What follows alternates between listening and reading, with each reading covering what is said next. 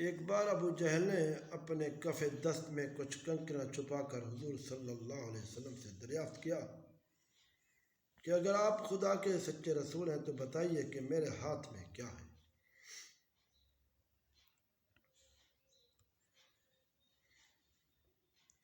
آپ تو آسمانوں کی خبر دیتے ہیں، میرے ہاتھ کی خبر دینا تو آپ کے لیے معمولی بات ہوگی۔ آپ نے فرمایا کہ میں بتا دوں تیرے ہاتھ میں کیا ہے، یا میرے حکم سے تیرے ہاتھ کی چیزیں خود بتا دیں، میں کون ہوں؟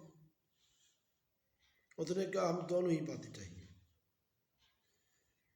آپ نے ارشاد فرمایا تیرے ہاتھ میں 6 سنگریزے ہیں۔ اس کے بعد آپ کے ارشاد سے اس کے ہاتھ کا ہر پتھر کلمہ شہادت پڑھنے لگا۔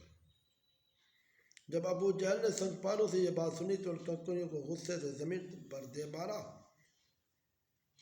مولانا روم رحمۃ اللہ علیہ فرماتے ہیں چون شنید از سنگہا ابو جہل زد ز خشم آ سنگہارا بر زمین۔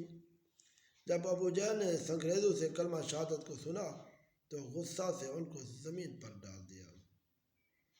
چون بدیدی معجزہ ابو جہل تفت گشت در خشم و بسوئے خانہ رفت۔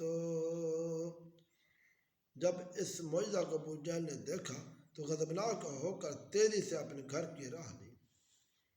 خاک بر فرکش کے بد کو رولین چشم و ابلیس آمد خاک بین۔ خاک پڑے اس کے سر پر کہ ملعون بالکل ہی اندھا تھا اور اس کی آنکھیں مثل ابلیس لعین کے صرف خاک بین تھیں۔